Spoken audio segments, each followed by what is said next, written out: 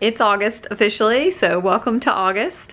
I did finish my first book. That is the Erotic Stories for Punjabi Widows by Bali Kaur Jaswal.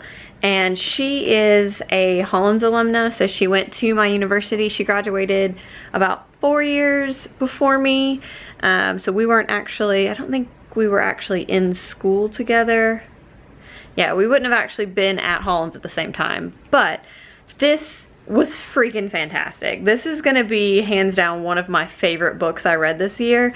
So it's like, it's part mystery, part contemporary, and also part erotic fiction. So it has a lot of genres in there. It's one of those books that I don't really know how to categorize it, but it was so good, and I felt like the characters were just so well fleshed out. I was really attached to them. I loved the cultural look because there are a lot of the aspects of the culture of, I think it's Shik, I'm not sure, and I apologize if I'm butchering how that is said, but the culture, and it's, so you see different aspects, and then there are definitely erotic stories in here, and they're well written, I'll give you that. They're very well written, and I loved how they were placed in the story, and just like the overall storytelling was really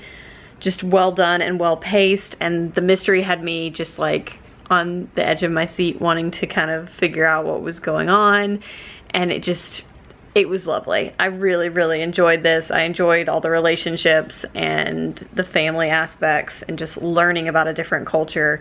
And I'm definitely gonna look into her other books because this is not her first one. I thought this was her debut, but it's not. So I'm definitely gonna look up some more of her books because this was definitely a 5 out of 5 stars. And I totally recommend it. I would recommend it to pretty much anyone because it was just really good. Hello. So this one is done now. I finished this today at work. So I have finished the Rainwild Chronicles books, and they were so good.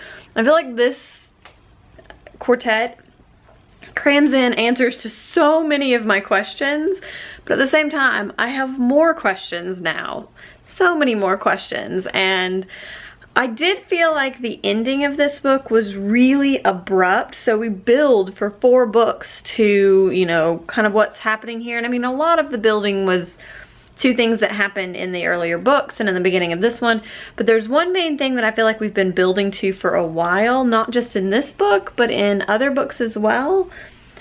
And then all of a sudden it's like 2 chapters and it's all done. So that was really weird, and it felt like very un-Robin Hobb-like. So I don't know. That I wasn't the biggest fan of, but I did really enjoy this, and now I have to find a way to get the audiobooks for the last 3 books in the Realm of the Elderlings arc. So wish me luck on that. Alright, so I have 2 books to wrap up. Both I feel like are booktube darlings. The first one is Exit West by Mohsin Hamid, and unpopular opinion, I didn't really think it was that good. I was really excited about it. The concept sounded fantastic. So I guess first of all, obviously I don't have any experience as a migrant or a refugee, so I can't speak to how well it showed that perspective or that experience. I did feel like it gave me a lot to think about when it comes to refugees and migrants. And I also thought something it did really well was look at and show the way that relationships can evolve over time and through different circumstances. So I thought that there were things it did well. So anytime that I would feel like I was getting somewhere or attached or invested in the story of the 2 main characters, we would jump to these other completely non-related stories about other people using the doors.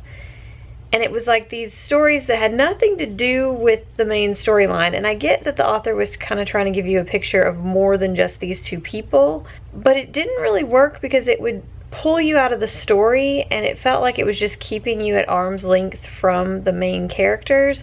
And also, you never heard about these other people ever again, so it just sort of left me a little confused. So I feel like this book was a really interesting idea, but a poorly executed concept. So I just don't think they executed it very well. And the other book that I finished recently was Brain on Fire by Susanna Cahalan, and I liked this one. I was super invested throughout about the first like 3/4 of the book, because I was like, what is happening to this girl? Like, this is crazy. How did this even happen? And you know, you're really invested in trying to figure out what's going on. And then once they give the diagnosis, that was really interesting as well. But then there was like this period of about 10% or so of the book where I felt like it got a little info dumpy about different things. And then like her recovery, it felt at that point like the book was going on for too long. But then as we sort of get back to her getting back to real life and kind of how her life affected other people's lives, and her diagnosis and her position to sort of share that diagnosis and her own experience helped other people, that really, really got to me. Like, I teared up on the way home from work because I was just daddy-daughter relationships get me because I love my dad. And we have such a special relationship, so that was a big part of this book, and it just, like, that got to me a lot. And I thought it was just really interesting. I think it's one of those books that I feel like you have to experience. The audiobook was really good.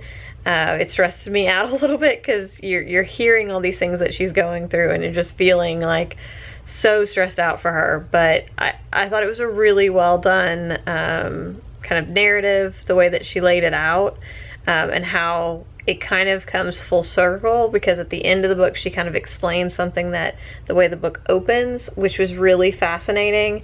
I can't say a whole lot because I think finding out what happened to her, and a lot of that is really the heart of the book. I would probably give it 4.5 stars. I wouldn't give it 5 stars because there were parts that felt very info dumpy, because there's a lot of medical stuff that gets explained, and it lost me a little bit sometimes because I was just like, yeah, okay. So there's that, but it's all in context of the story and explaining what she's going through and what diagnosis they come to. And it also makes you think so much about our medical system and just how much misdiagnosis is out there, because there is a lot. There's so much lazy diagnosing and so much just misdiagnosing because doctors don't know. I mean, they can't know everything that's out there, but just, yeah, it's a real problem in our medical system these days. So soapbox for another day. So I finally finished another book. I feel like I finished a lot of books at the beginning of this month, and then haven't been very good at finishing things the rest of the month. I've started a lot of books and just haven't done a good job of finishing them.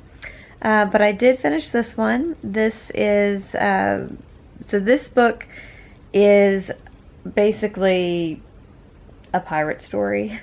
The movie On Stranger Tides, the Pirates of the Caribbean movie On Stranger Tides, is loosely based on this, and I can definitely see this making a really good movie because it's very vivid. That's one thing that I think was why I didn't love it, is because it's super vivid and it made me kind of go, whoa, sometimes. So first thing in the morning on your way to work, you really don't want to be listening to people talk about zombie pirates with their arms falling off and being attached to your lapels. Like, that's disgusting.